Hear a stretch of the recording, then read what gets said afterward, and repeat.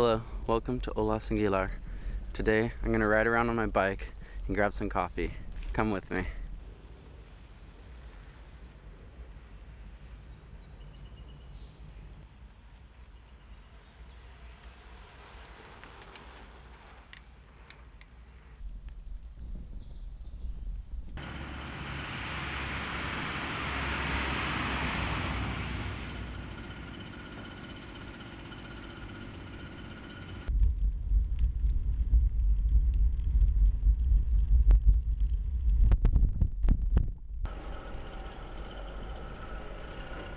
So, just got my coffee.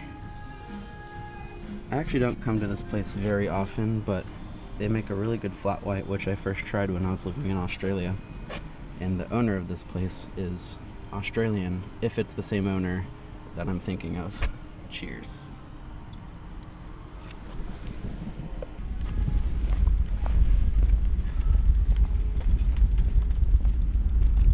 Alright, well, it started raining a lot yesterday, so I didn't know what else to do. But now that it's nice and sunny out, I'm letting my board bake in the sun, and I'm going to take the wax off and rewax it. Alrighty, so this is the board that I do ride when waves get a little bigger and when I'm not surfing like super mellow, mushy waves like in San Onofre. This is a 611 Ellis. It's a little thick, super floaty, has a lot of volume, but it's still fun and snappy on bigger waves. Since it's a 611, I can't be super aggressive on it, but I think for my level of surfing, it's the perfect amount of size for me to be able to feel comfortable catching waves, but also have fun with it. So I'm just letting it soak in the sun so it's a little easier to remove the wax. If the wax is cold, you could still remove the wax, but it's just a little bit harder and you have to use a little more strength.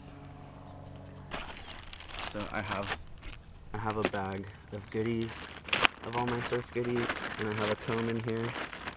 I have a few combs actually, but I'm gonna use this one.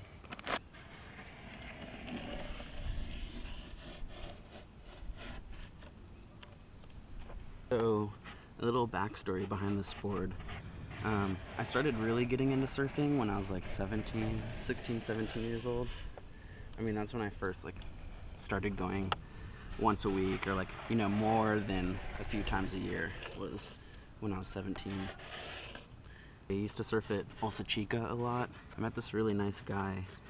Gosh, his name is blanking me right now. He gave me this board and a bag for a pretty good price. I took it up because at that time I was riding I think I was riding a 7.8 or a 7.10, something a little bit longer. I just wanted something with a little more speed but still some float, and this seemed like the perfect board, so I bought this off of a guy that I met at Bolsa Chica. Really kind guy, I can't remember his name. I didn't know who Ellis was as a shaper at the time.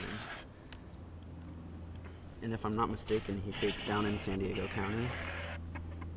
The only thing is this board started delambing. I don't know if you can see that on the camera, but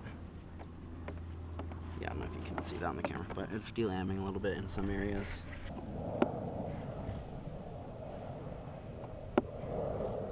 I'm just gonna go back over these lines, make sure they have a good layer of base coat on them.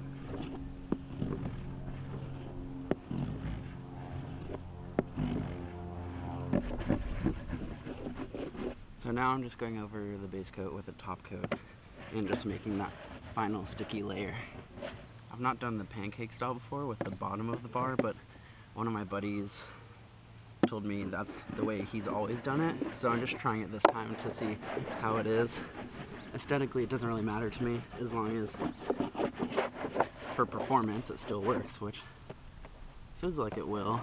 There's not that many little wax spots that I'm used to, but I think that just builds over time.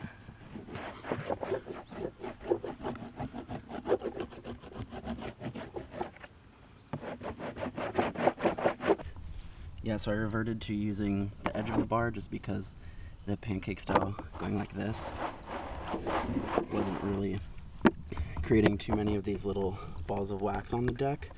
So I just reverted to the edge of the wax bar.